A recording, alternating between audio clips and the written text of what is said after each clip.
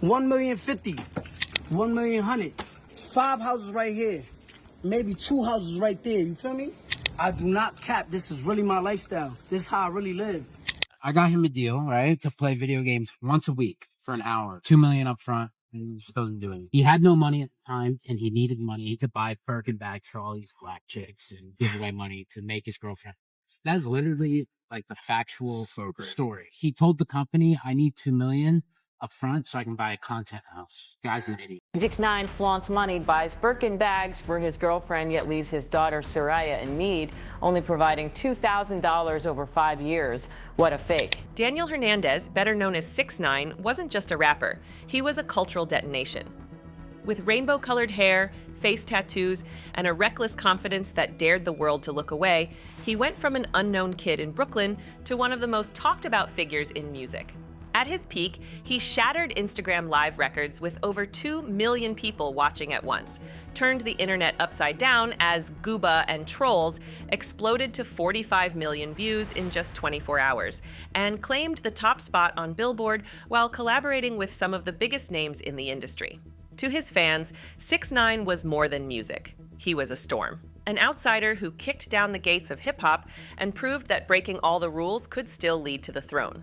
His rise was meteoric, his fame intoxicating, and his ability to dominate headlines unmatched. But that radiant glory came with shadows.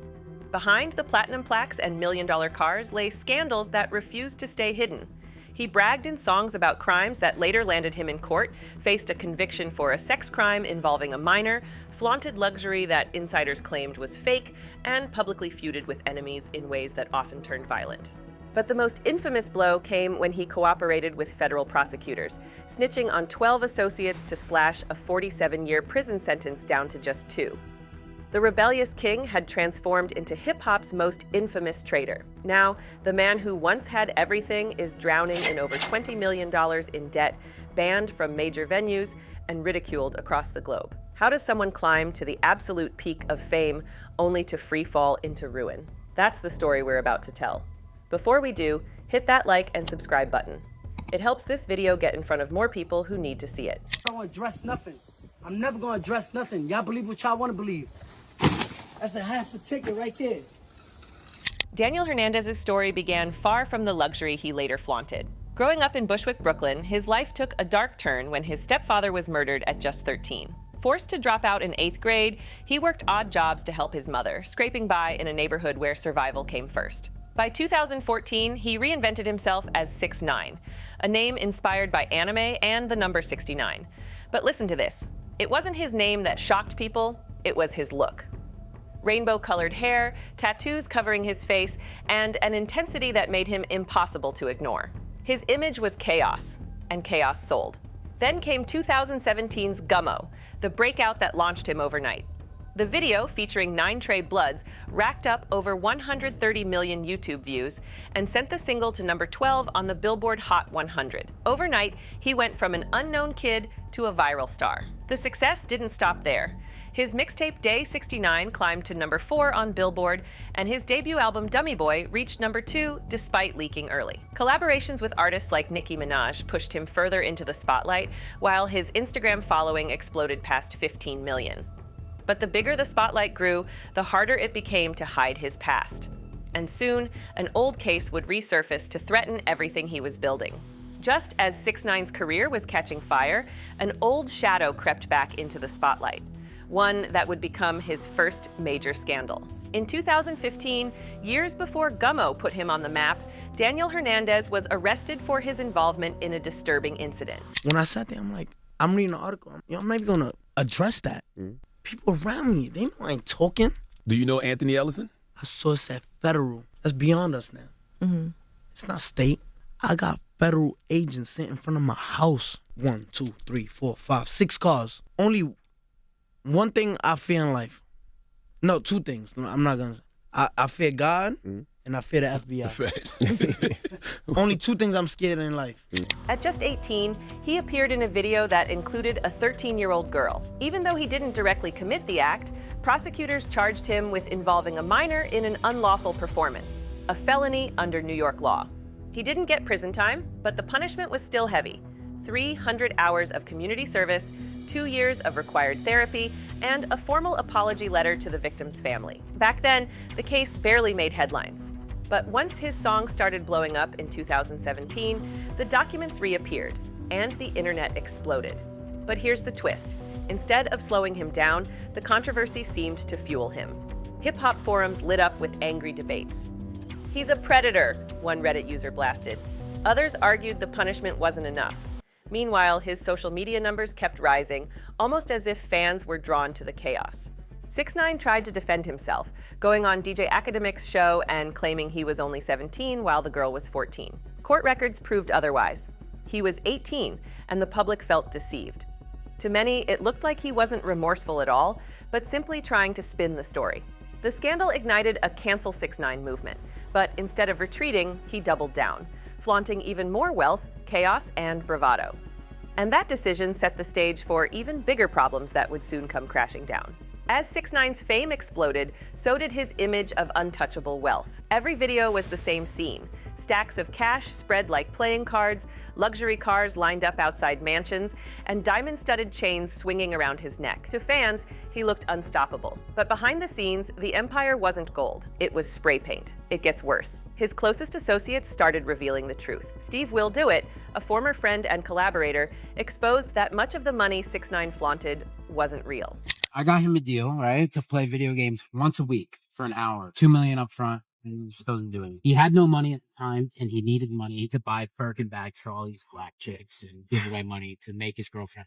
That's literally like the factual story. He told the company, "I need 2 million up front so I can buy a content house." Guy's an idiot. He claimed to have helped secure a $2 million Rumble live streaming deal, only for 6ix9ine to show up for 4 sessions before bailing, saying he needed the money to buy a content house. Meanwhile, debt collectors were circling.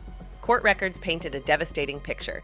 $10 million owed to the IRS, $9.8 million in damages to a stripper after a bottle-throwing incident, $600,000 in unpaid house bills, and $60,000 owed to a contractor.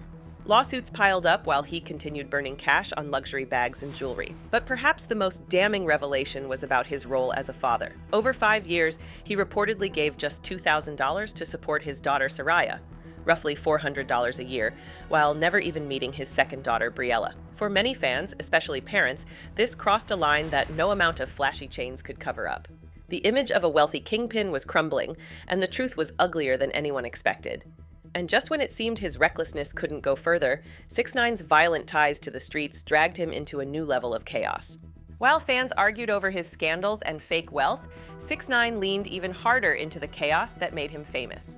His music videos weren't just about flashy cars and rainbow hair. They were packed with members of the 9 Trey Gangsta Bloods, one of New York's most feared street gangs. To his supporters, this gave his image authenticity. But to law enforcement, it painted a target on his back. And then it got crazier. The violence stopped being just imagery for the camera. In 2018, at the upscale restaurant Philippe Chow in New York, 6ix9ine celebrated what he thought was another victory.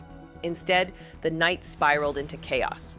When staff refused service, chairs were thrown, gunshots rang out, and terrified diners ducked for cover. Police stormed the scene, and several 9 Trey affiliates were arrested on the spot. This wasn't an isolated event. Federal investigators later tied him to armed robberies, beatdowns, and gang-related shootings.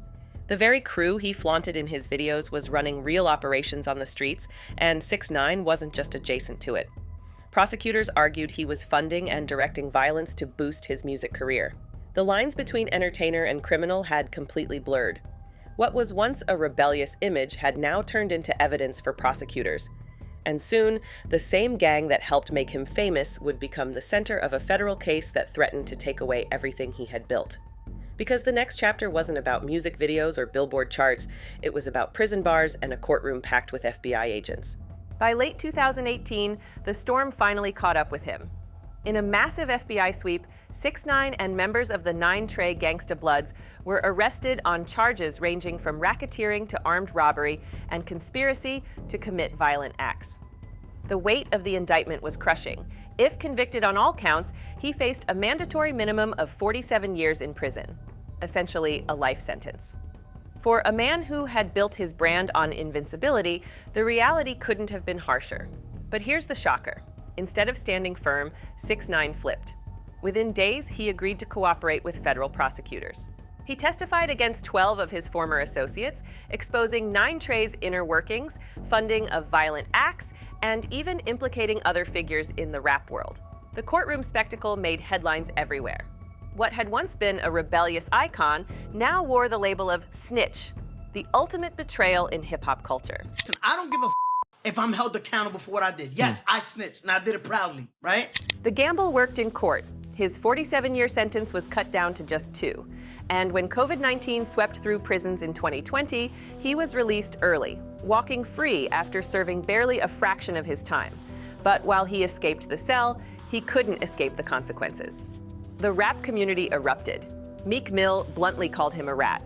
Venues refused to book him. Fans who once defended his chaos turned into critics who mocked him in memes and viral hashtags. 6ix9ine thought freedom would mean a second chance at glory. Instead, it marked the beginning of his slow and humiliating downfall.